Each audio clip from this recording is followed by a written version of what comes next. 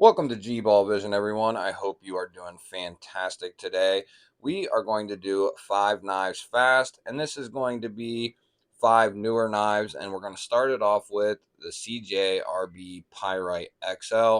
This is a new offering from CJRB. It is the extra large size of the original drop point pyrite, still sticking with their proprietary AR RPM 9 steel. This is stone washed. They have a bunch of different flavors that are coming out with the Pyrite XLs. This is going to be the standard version with the black G10.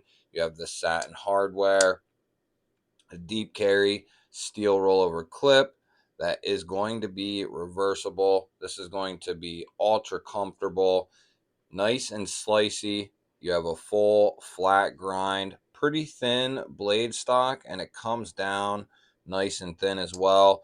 And if you're asking about that button lock action, CJRB always kills the button lock action department, and they always have a good lock face geometry, providing a solid lockup.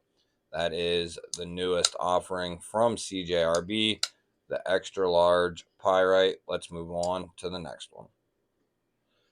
Next up, we have another budget offering. This is from Miguron. It's called the Take Hog. And for a secondary fifth pocket knife, backup knife, I think this is an awesome knife. Typically, Miguron's budget knives are a little thicker in the handle, but I don't have a problem with that, especially when they are of smaller size. It just gives someone with a little bit bigger hands something to grab a hold of and actually feel like you have a hold of something. And that's kind of why I enjoy these thicker scales. And Miguron tends to do that on their budget line. I'm not 100% sure why. If that's why, I think that's a great reason for ergos. It just provides a nice solid grip. And these come in usually under 50 bucks, guys. And for that, you're getting a nice drop point blade. This is going to be in 14C 28N. They did stone wash the flat here, and then the flat grind up here is a hand satin. You have a single stud on the show side. That works very, very well. It is not reversible. You have a deep carry steel rollover pocket clip here. That will not be reversible either. And then you have an awesome front top flipper here.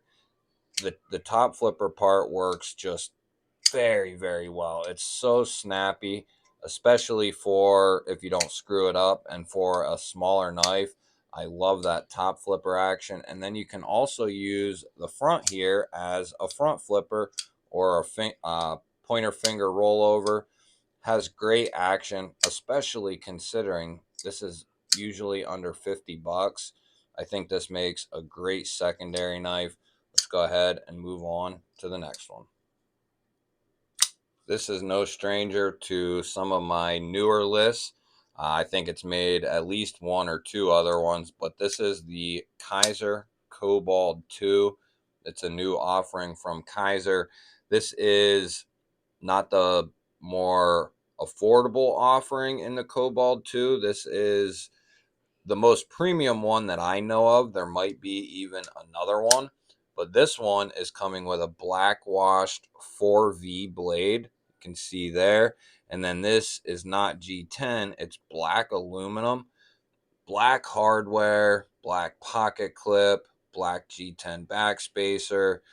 I just think this thing is so good looking. The action is incredible.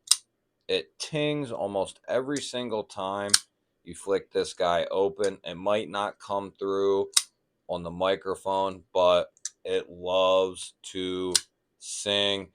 And the action just incredibly good. It's nice and smooth, especially if you aren't hitting it off your table or hitting it off something. It's going to thwack out every time.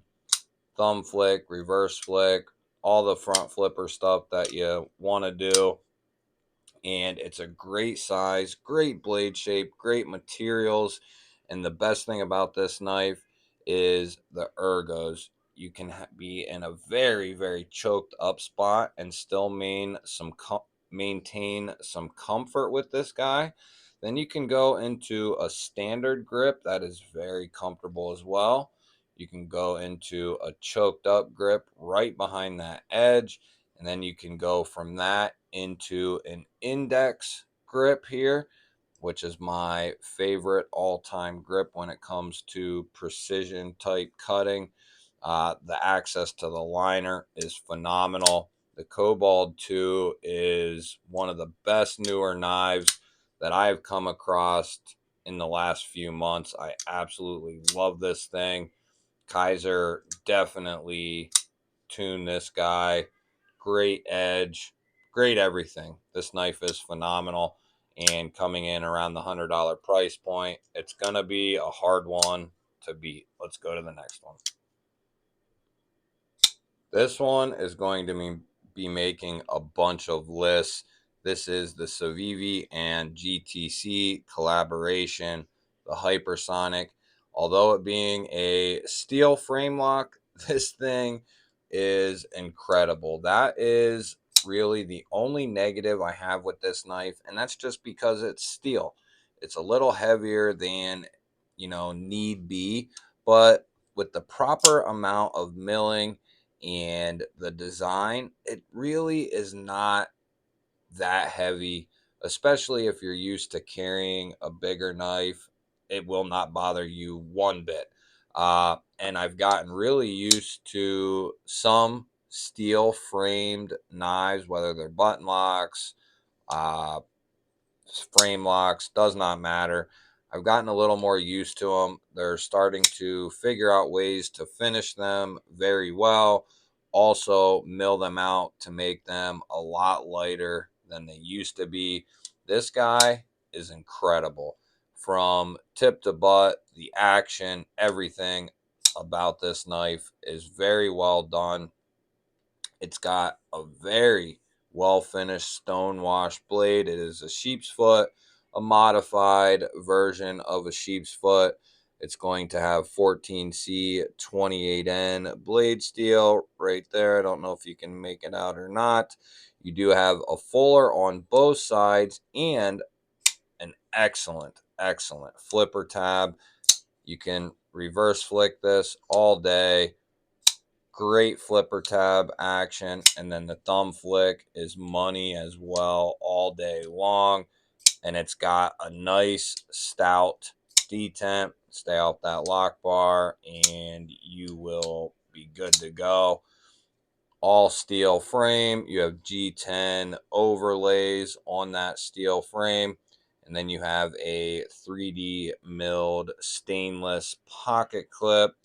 Great action, great slicer.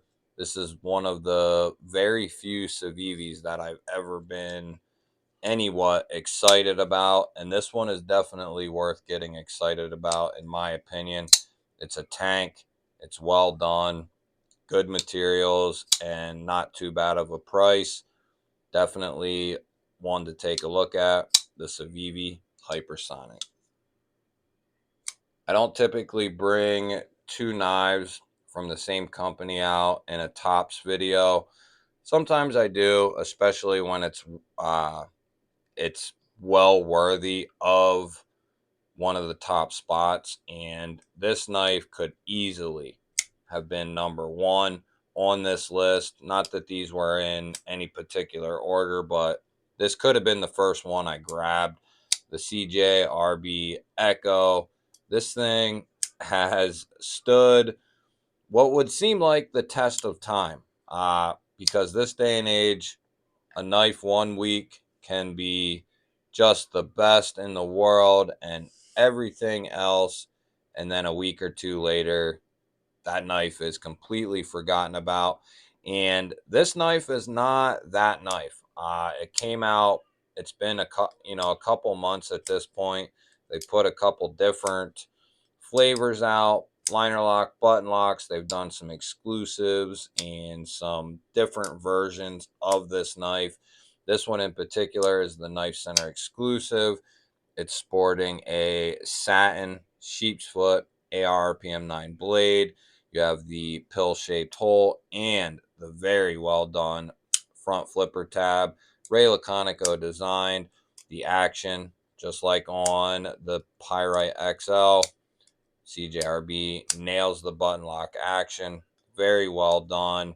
No issues with lockup or the blade coming undone from the locked out position.